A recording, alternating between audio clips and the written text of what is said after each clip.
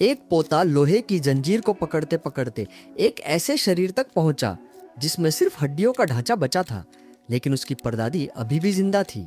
वो और उसकी परदादी, जिसके शरीर से एक बड़ा पेड़ उग रहा था, एक सौदा करते हैं। अगर परदादी उसे खजाने का रहस्य बता दे तो वह उसे इस अंतहीन जीवन से छुटकारा दे देगा।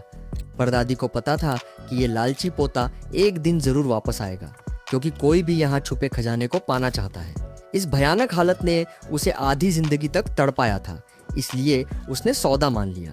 पोते ने जवाब मिलते ही उसे आग लगाकर मुक्त कर दिया। इसके बाद वो दिए गए पते पर एक सुनसान पहाड़ के बीच स्थित पुराने हवेली तक पहुंचती है। वहीं खजाना छुपा होता है। हर बार वो वहां से कुछ सोने के सिक्के लेकर आती है और धीरे धीरे उसकी जिंदगी बदल जाती है। कहानी के अनुसार सृष्टि से पहले एक समृद्धि की देवी थी, जिसके पास असीम सोना और भोजन था। उसने पृथ्वी को गर्भ बनाकर 160 मिलियन बच्चों को जन्म दिया। उनमें सबसे बड़ा बेटा हस्तार था, जो बहुत लालची था। उसने देवी का सोना चुरा लिया, और जब वो भोजन भी चुराने लगा तो अन्य देवताओं ने उस पर हमला किया। देवी ने उसे बचा लिया, लेकिन सजा के रूप में उसे हमेशा के लिए बंद कर दिया गया। उसे कभी पूजा नहीं जाएगी और उसे हमेशा भूख सहनी पड़ेगी। लेकिन इंसानों ने इसे श्राप नहीं बल्कि वरदान समझा। लालची लोग हस्तार के सोने को पाने के लिए उसकी पूजा करने लगे। समय बीतता गया और इस रहस्य को लोग भूल गए। केवल एक बूढ़ा गांव का मुखिया इसे जानता था, लेकिन वो भी खजाना नहीं ढूंढ पाया। उसके मरने के बाद एक महिला अपने 2 बेटों के साथ उस हवेली में रहती है। हर दिन उसे अंदर बंद एक बूढ़ी औरत को खाना देना होता है, जिसे उसने कभी देखा नहीं। एक दिन माँ नहीं लौट पाती तो दोनों भाई डरते डरते खाना देने जाते हैं। अंदर से अजीब आवाज़ें आती हैं। माँ वापस आती है और खुद खाना देती है। वो उस औरत के नाखून काटती है ताकि वो किसी को नुकसान न पहुंचा सके।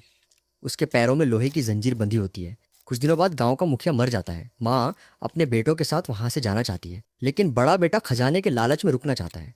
एक रात छोटा भाई घायल हो जाता है और माँ उसे अस्पताल ले जाती है। जाने से पहले वो बड़े बेटे से कहती है, अगर खतरा हो तो हस्तार का नाम लेना। बड़ा बेटा अकेला रह जाता है। वो जिज्ञासा और लालच में आकर उस कमरे का दरवाजा खोल देता है। वो देखता है एक भयानक बूढ़ी औरत, जिसके शरीर में सिर्फ हड्डियां हैं और चेहरा कीलों से भरा हुआ है। वो उससे खाना मांगती है और बदले में खजाने का राज बताने को तैयार हो जाती है। लालच में अंधा होकर वो उसकी बात मान लेता है, लेकिन तभी वो औरत जंजीर से छूट जाती है और उसे पकड़ लेती है। आखिरी समय में उसे माँ की बात याद आती है। वो हस्तार चिल्लाता है। औरत तुरंत शांत हो जाती है। माँ वापस आती है, लेकिन छोटा बेटा मर चुका होता है। वो बड़े बेटे को लेकर वहां से चली जाती है, लेकिन बड़े बेटे का लालच खत्म नहीं होता।